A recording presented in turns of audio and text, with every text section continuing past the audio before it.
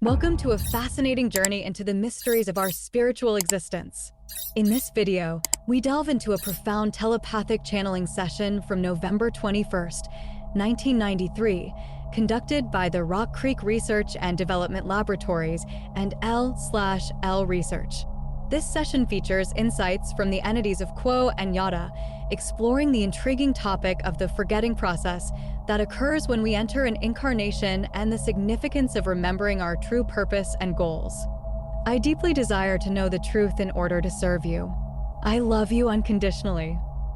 November 21st, 1993. Channeling disclaimer.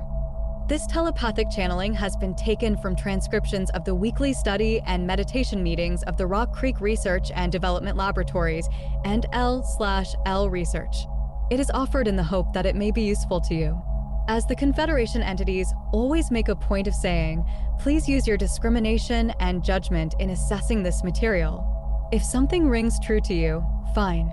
If something does not resonate, please leave it behind, for neither we nor those of the Confederation would wish to be a stumbling block for any.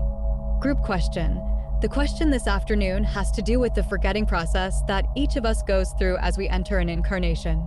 RA has suggested that lessons we learn here with the forgetting process in place carry so much more weight in our total beingness than lessons learned when the forgetting process is not in place, when we remember our total nature and the total unity of all creation. And we're wondering some about how the forgetting process works, how it is put into place, and then how our remembering takes place and the progress that we make in our lives that's due to a remembering of the purpose and the goals. Carla channeling. Q'uo. We are known to you as those of Q'uo. Greetings in the love and the light of the one infinite creator. It is a privilege and a blessing to join your group's meditation this day. We thank you and bless you for this request to share our thoughts with you, for in this request you aid us in performing that which we do to be of service to the one infinite creator at this time. As always with those who have opinions, no matter how carefully held, it is well for each to discriminate in the thoughts chosen to take and use. We ask that only thoughts which are deemed helpful by you be retained. The rest may comfortably be left behind. Thank you for this courtesy. We would say that there is an overshadowing of this group at this time by the one known as Hayton. This is in order that there be an appropriate confluence of vibratory patterns placed upon your taping machine. However, this entity has no desire to speak to this group at this time, but merely wishes that we express that they are with this group and also thank each for requesting Confederation presence. Picture with us, if you will, a large mansion with many rooms as has been the style off and on for centuries. In this dwelling, there are secret passageways and staircases, secret rooms, and secret tunnels. A visitor might enter this immense dwelling and abide therein for a long time without ever being aware of the secret portion of the house. There would be, seemingly, all that was in the house to proclaim that this is all there is. Yet, this space would continue to exist on the other side of that secret door. That the visitor did not know the door was there would have no effect upon the door. It is in this kind of way that the forgetting process occurs. When you picture an infant, newborn into the world of illusion, you see a tiny bundle of raw need and that tiny spark of life existing so purely and innocently. Yet, this infant contains all of the space for its memories that it has ever had and ever will have. Some of these memories are from the many times of being incarnate in third-density physical vehicles. However, some of the content of this memory is that memory which is gained as a portion of essential beingness given from the original thought, which is divine love. The truth, shall we say, is ineluctably placed within each entity as a portion of the basic consciousness with which individual characters are injected, shall we say, to form that which one could call the soul or the whole entity. Up until the breath is drawn for the first time, this newborn infant is a functioning portion of second density in many cases. The consciousness, which is individually in entities, may well hover about the forming physical vehicle rather than take its seat within the physical vehicle, so that there is often no presence there except the physical vehicle within the mother.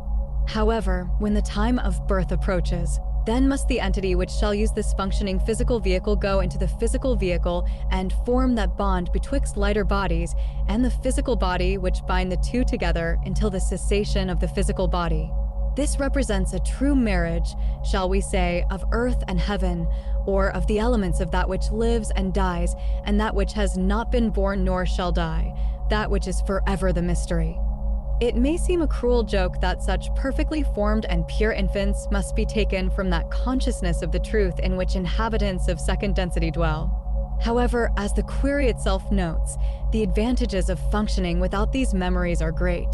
To the conscious mind there is given what is more a shadow than a substance of the actual memories which are stored within the deep mind. It is as though the very workings of the most essential aspects of each personality were necessarily so ordered as to leave many hints and innuendos suggesting that there is such a thing as a more ethical way to live or to decide between two things. This bare instinct for the right is that flag or token or suggestion that there is much more of a metaphysical or ethical nature which forms a system of deeper truth. This deeper truth is protected from that quick and easy access by the conscious mind which entities are used to having in general. It is neatly and cleanly cached, not merely out of sight, but secreted and truly hidden, for there is extreme power which is released when the truth is claimed, and it is a worthy goal to seek and find more and more deep levels of truth. Were this truth not so well hidden, it would not have the power to move and offer transformation to that entity which perseveres in ceaseless asking and desiring of the Creator that more and more of truth be open to one. You dwell in a deep and convincing illusion, this you know. Each has already discovered some degree of personal power. Each desires and attempts to use that power rightly. As each continues that pilgrim's path, seeking always the higher truth, the higher compassion and wisdom, doors do open, and to the entity who watches and pays close attention, each and every situation can hold revelation. Yet, know that it is only insofar as one continues to apply those truths already learned that these doors do open.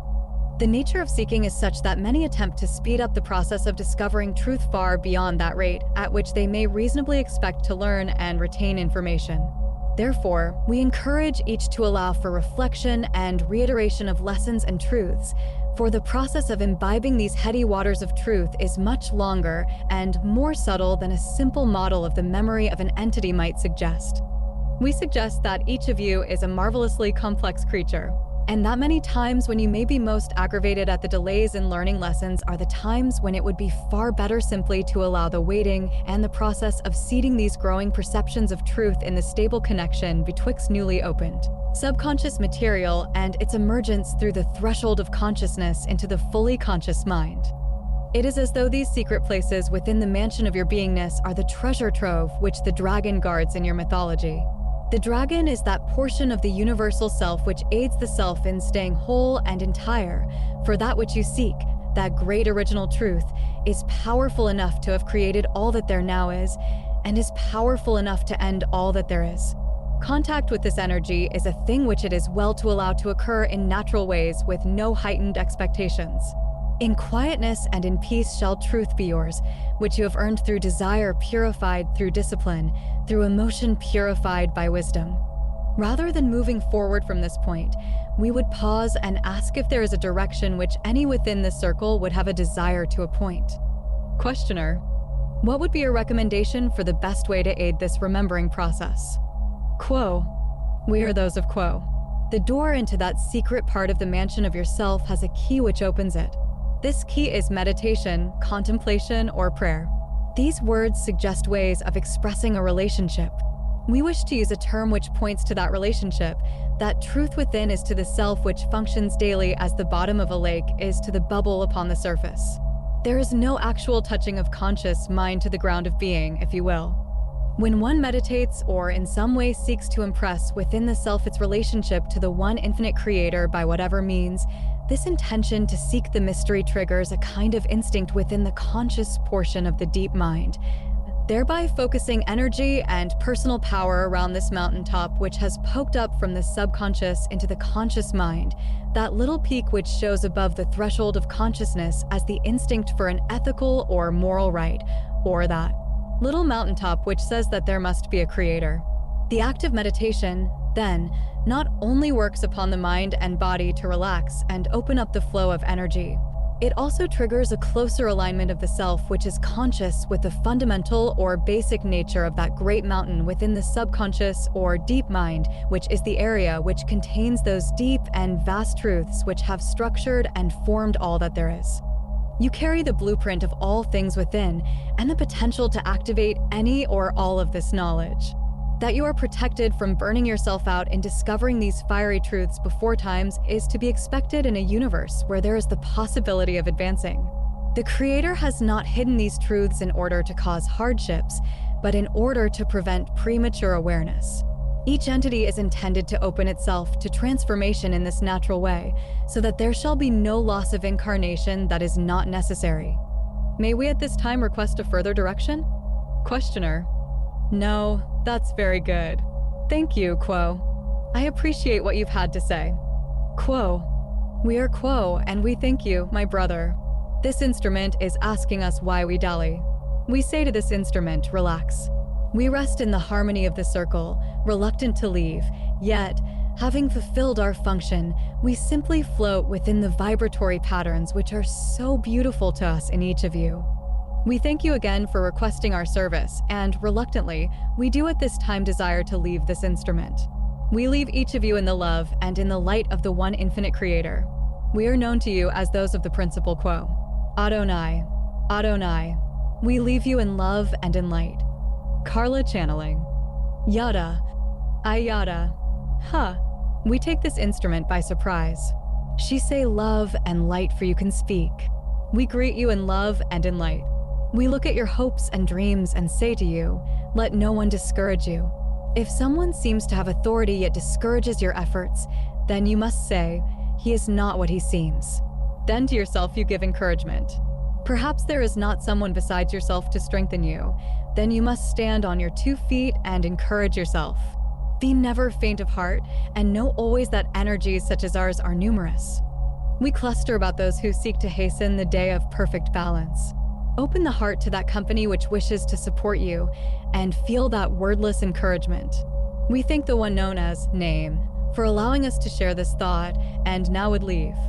I am Yadda. I leave you in love and in light. Adonai.